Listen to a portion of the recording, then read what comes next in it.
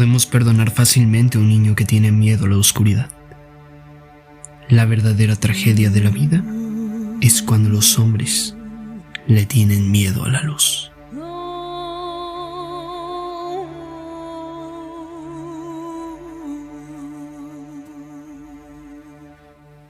Platón y el mundo de las ideas. Atenas, 427 al 347 a.C. Filósofo griego junto con su maestro Sócrates y su discípulo Aristóteles. Platón es la figura central de los tres grandes pensadores en que se asienta toda la tradición filosófica europea. Fue el británico Alfred North quien subrayó su importancia afirmando que el pensamiento occidental no es más que una serie de comentarios a pie de página de los diálogos de Platón.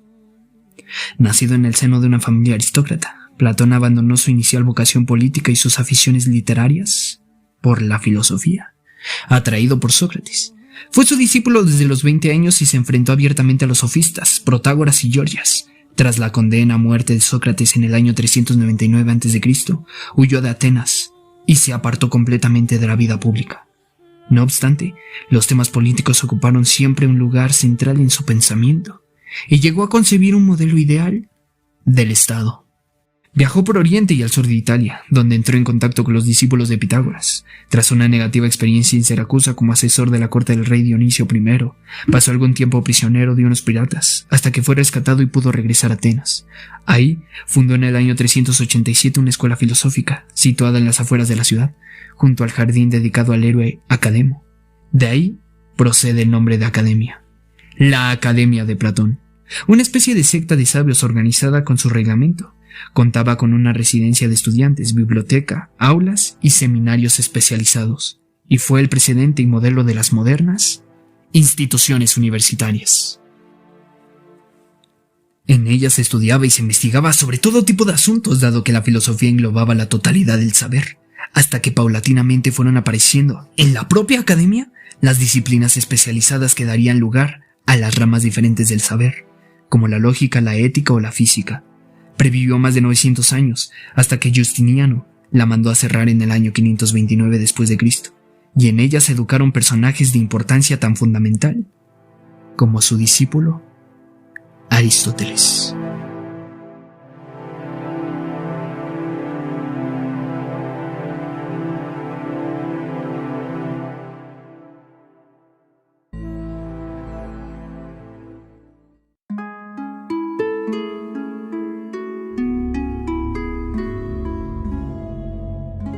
Obras de Platón.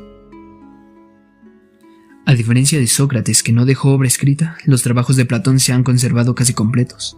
La mayor parte están escritos de forma dialogada. De hecho, Platón fue el primer autor que utilizó el diálogo para exponer un pensamiento filosófico, y de tal forma constituía ya por sí misma un elemento cultural nuevo.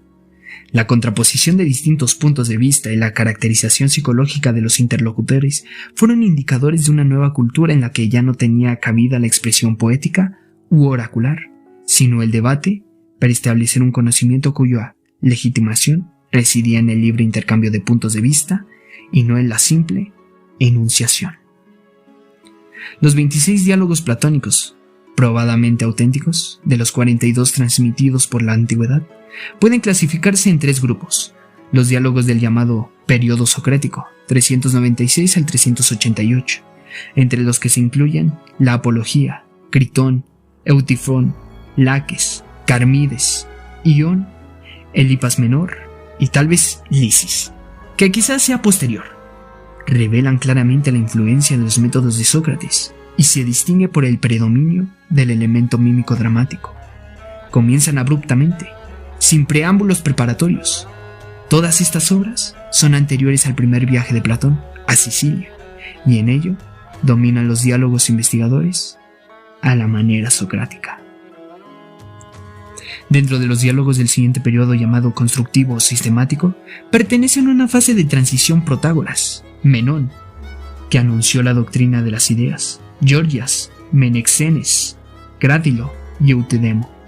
Los grandes diálogos de esta etapa son el Fedón, cuyo tema es la inmortalidad del alma; el Banquete, en la que 6 oradores debaten sobre el amor; la República, el texto platónico más sistemático, fruto de largos años de trabajo; que presentan 3 líneas principales de argumentación: ético-política, estético-mística y metafísica, combinadas en un todo. Y el Fedro, que mediante la formación de diálogos dramáticos debate aspectos relativos a la belleza y al amor, y contiene momentos de honda poesía. Estos diálogos en los que se muestra su apogeo de la fuerza expresiva de Platón no son ensayos filosóficos propiamente dichos, sino obras literarias que tratan temas filosóficos, y por ello no se limitan a un solo tema o asunto. Los diálogos del periodo tardío o revisionista. Por último, fueron escritos a partir del momento de la fundación de la Academia. Si bien carecen de los méritos dramáticos y literarios que caracterizaron los diálogos precedentes, presentan en cambio una mayor sutileza y madurez de juicio, ya que en ellos se expresa más el pensador decidido a presentar la definición expositiva de su pensamiento filosófico que al artista. En el Parménides, Platón revisa la doctrina de las ideas. En el Teeteto, combate el escepticismo de Protágoras acerca del conocimiento, al tiempo que exhala la vida contemplativa del filósofo. En el Timeo, expone el mito de la creación del mundo por obra de Demiurgo. En Filebo, trata la relación entre el bien y el placer, y en las leyes intenta adaptar más la realidad de doctrina del estado ideal, tomando como referencia las construcciones y legislaciones variadas de ciudades griegas.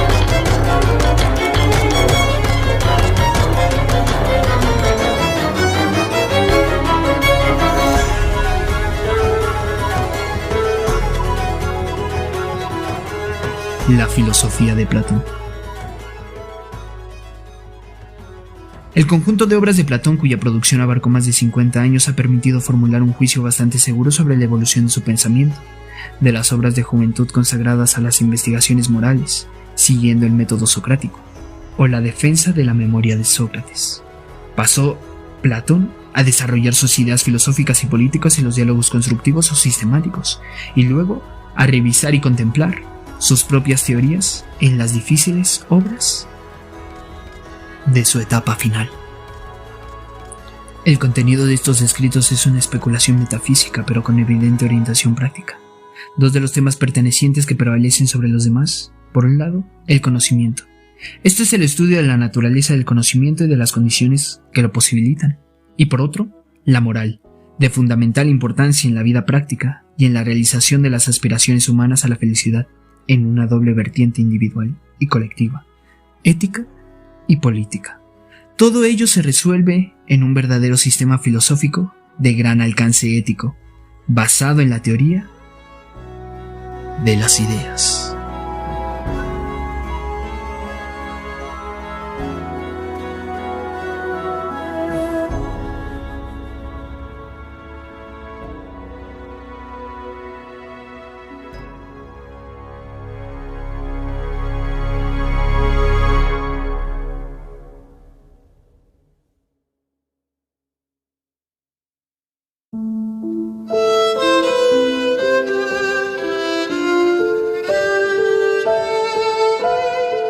La teoría de las ideas. La doctrina de las ideas se fundamenta en la asunción de que más allá del mundo de los objetos físicos existe lo que Platón llama el mundo inteligible, cosmos neodos. Tal mundo es un reino espiritual constituido por la pluralidad de las ideas, como la idea de la belleza o de la justicia. Las ideas son perfectas, eternas e inmutables. Son también inmateriales, simples e indivisibles. El mundo de las ideas posee un orden jerárquico. La idea que se encuentra en el nivel más alto es la del bien, que ilumina a todas las demás, comunicándole su perfección y realidad.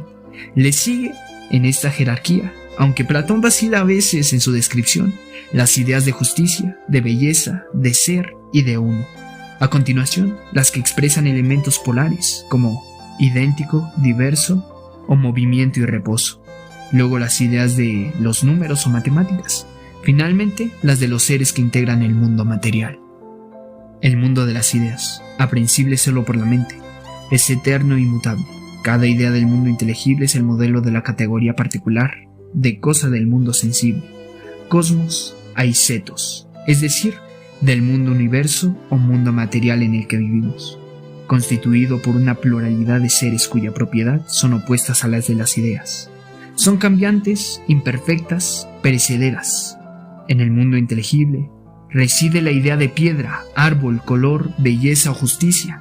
En las cosas del mundo sensible, solo la imitación, mímesis o participación, mésexis, de tales ideas, es decir, copias imperfectas de estas ideas perfectas. En su obra La República, Platón ilustró esta concepción con el célebre mito de la caverna. Imaginemos, dice Platón, una serie de hombres que desde su nacimiento se hallan encadenados en una cueva y que desde pequeños nunca han visto nada más que la sombra proyectada por un fuego en una pared, de las que estatuas de los distintos objetos que llevan unos portadores y que pasean a sus espaldas. Para esos hombres encadenados, las sombras, los seres humanos del mundo sensible, son la única realidad. Pero si los liberásemos, se darían cuenta de que solo creían que era real esas meras sombras de las cosas verdaderas, las ideas del mundo inteligible. Solo el mundo inteligible es el verdadero ser, la verdadera realidad. El mundo sensible es mera apariencia del ser, dado que el mundo físico, que se percibe mediante los sentidos, está sometido a continuo cambio y degeneración. El conocimiento derivado del es restringido e inconsciente. Es un mundo de apariencias que solamente puede engendrar opinión, doxa, mejor o peor fundamentada, pero siempre carente de valor. El verdadero conocimiento epísteme es el conocimiento de las ideas. En este punto es patente la influencia de su admirado Parménides.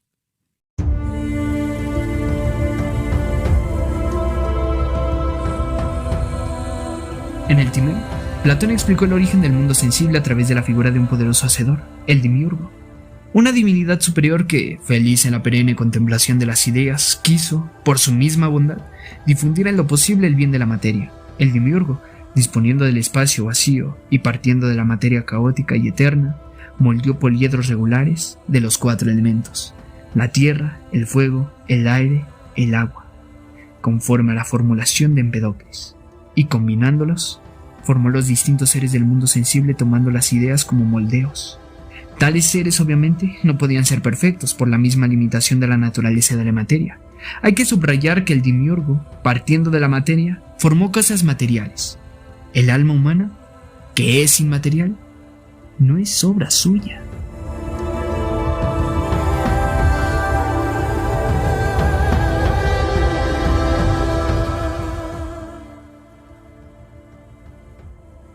La teoría de las ideas nos habla de un mundo intangible, un mundo perfecto donde la cúspide es el bien y el mundo material y físico es solo una copia imperfecta de este. El verdadero saber solo se encuentra en el mundo de las ideas según Platón. Es impresionante pensar en un lugar donde todo conocimiento está disponible para ti.